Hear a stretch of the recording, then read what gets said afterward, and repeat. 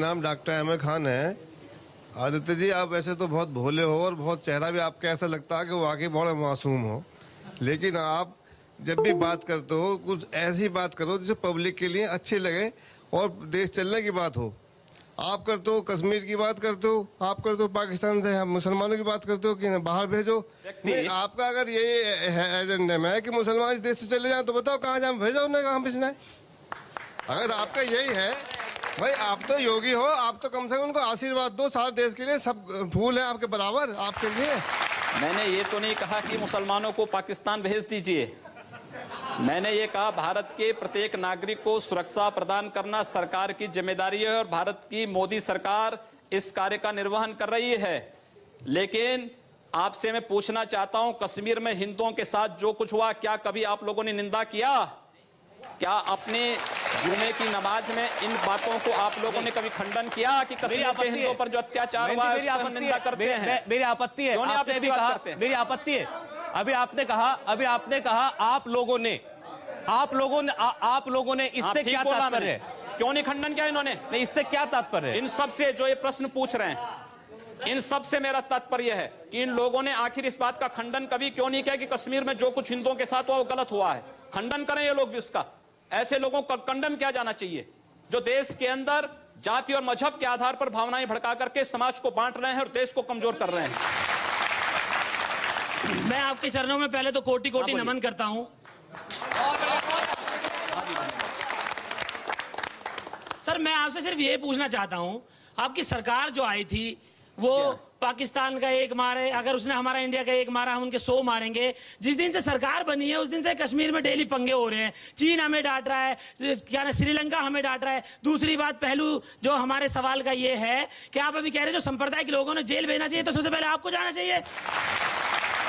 आज सीमा पर पाकिस्तान गोलीबारी करता है तो उसका जवाब मोटारों से भारत की सेना करती है और पाकिस्तान दुनिया के अंदर चिल्लाता भागता फिरता है। ये भारत की मजबूत विदेश नीति को प्रदर्शित करता है और भारत की सुरक्षा को प्रदर्शित करता है। आज चीन भारत की सीमा में घुसने का दुस्साहस नहीं करता है। यमन में फंसे हुए भारतीयों को वापस लाने के लिए जिस तेजी के साथ वहां पर राहत कार्य भारत ने किया है, दुनिया के अंदर एक मिसाल प्रस्तुत किया है। क्या इससे पहले कभी हुआ है? आप लोगों को धन्यवाद करना चाहिए मोदी जी का और कम से कम नतमस्तक होना चाहिए उनके चरणों में कि कम से कम देश के प्रत्येक नागरिक को सुरक्षा की व्यवस्था उन्होंने की है, प्रत्येक नागरिक का सम्मान उन्होंने दिलाया है।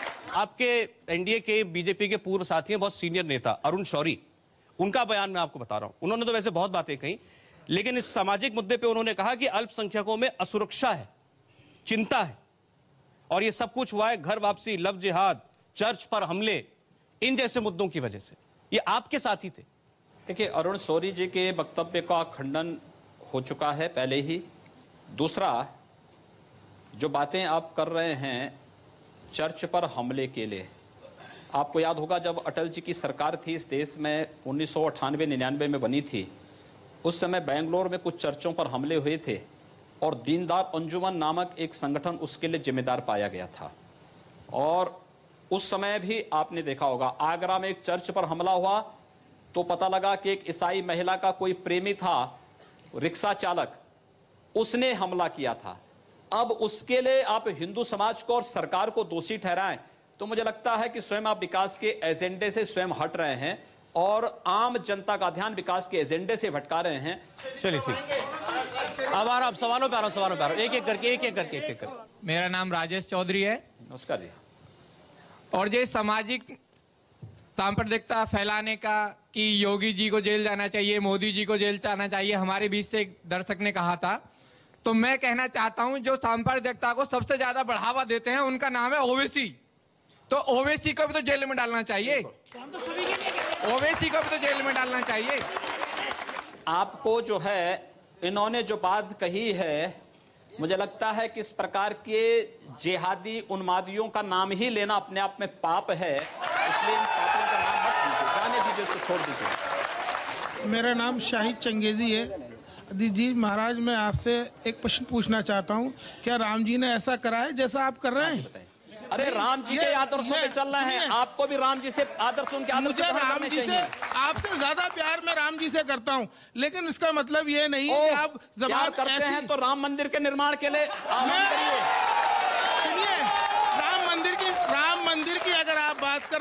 तो राम मंदिर के लिए राजा मान सिंह उन्होंने अकबर के किले में तो बनवा लिया मंदिर, ये क्यों नहीं बनवा लिया? उनकी जो रानी थी अकबर का किला रानी जोताबाई, तो भारत की धरती नहीं मेरी सुनिए, रानी जोताबाई उस टाइम पे अकबर की महारानी हुआ करती थी। उन्हें ध्यान नहीं आया राम जन्मभूमि का?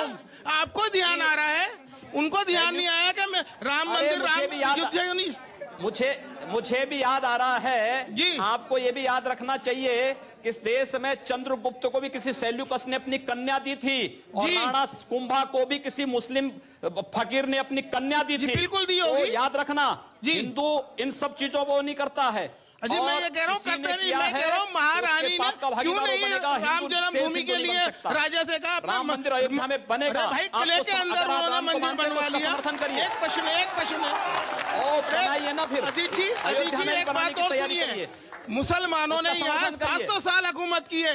अगर धर्म परिवर्तन का ये जो आप कह रहे हैं तो ये सारे मुसलमानों के, कोई हिंदू नहीं होता।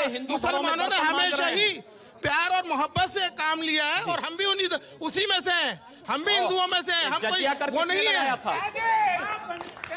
ये जजिया कर किसने लगाया था?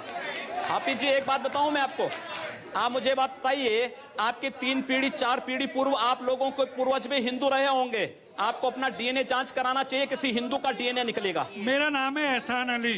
अभी आपने कुछ दिन पहले आपने ये कहा था कोई जोधा अकबर के साथ नहीं जाएगी, तो आपने ये सवाल किस बेस पे किया था?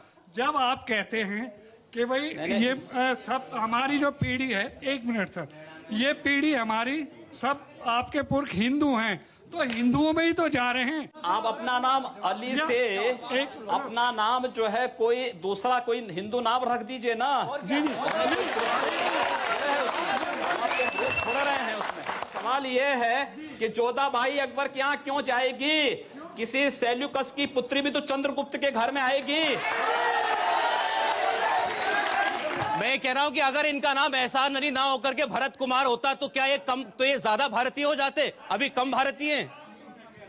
नहीं, हर भारतीय है, भारत के अंदर जन्मा हुआ हर व्यक्ति भारतीय है, लेकिन उसको भारतीय परंपरा, भारतीय राष्ट्रीयता का भी सम्मान करना पड़ेगा और भारत के संविधान के अनुसार चलना पड़ेगा, न कि शरीयत के अनुसार।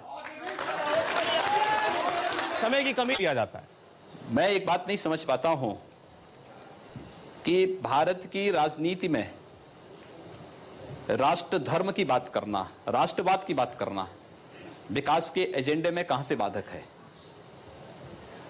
विकास राष्ट्रीयता को लेकर के होता है और मुझे लगता है कि सरकार राष्ट्रीयता की उन्हीं पहलों को लेकर के चल रही है, कार्य कर रही है और इसलिए आम जनता के विश्वास की प्रतीक भी बनी है।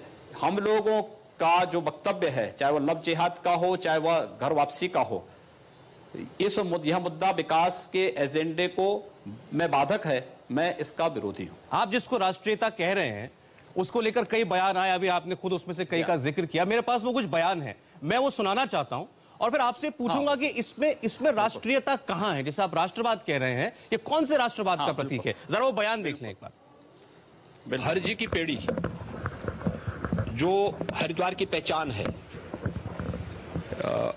इसकी पवित्रता को बनाए रखने का दायित्व हम सबका है और यहां पर गैर हिंदुओं का प्रवेश पूरी तरह बंद होना चाहिए।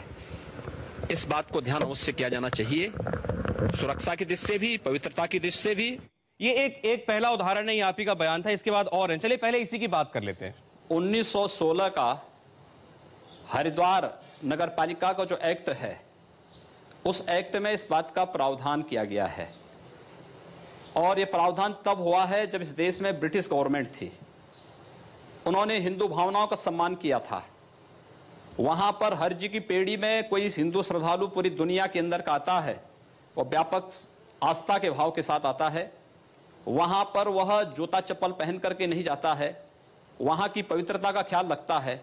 लेकिन कोई विधर्मी आकर के वहां अंडा बेचने का कार्य करेगा, अंडा लेकर के जाएगा, चमड़े के जूते लेके जाएगा, आस्थाएं आहत होंगी। अगर इस देश के अंदर अन्य आस्थाओं का सम्मान है तो हिंदू आस्था का भी सम्मान होना चाहिए।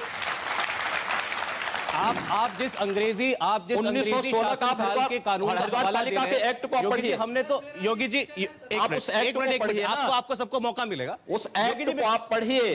आखिर आप इस बात को मुझे हैरानी इस बात से है।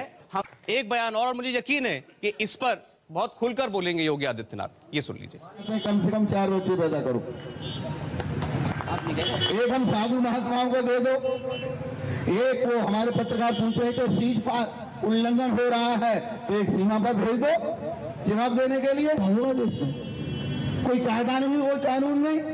4 बीवी 40 बच्चे, मैं कहता हूं 4 बीवी 40 बच्चे हिंदुस्तान में नहीं चलेंगे, नहीं चलेंगे, नहीं चलेंगे। बड़ा साफ है कि वो किसके लिए कहना चाह रहे थे साक्षी महाराज इस बात को। जब नाम किसी का नहीं लिया है तो आप इस बात को किसी के साथ जोड़ के क्यों देख रहे हैं? एक ठीक है। दूसरी बात ये कि एक बात जो हमने कहा कि देश के विकास के लिए इस देश के अंदर एक समान जनसंख्या नियंत्रण का कानून देश के प्रत्येक व्यक्ति पर लागू होना चाहिए। हमारा अगर विकास का एजेंडा है तो देश के विकास के लिए होना चाहिए, समाज के विकास के लिए होना चाहिए, न कि परिवार की जनसंख्या बढ़ाने में हमारे अपने विकास के एजेंडे को लागू करना चाहिए।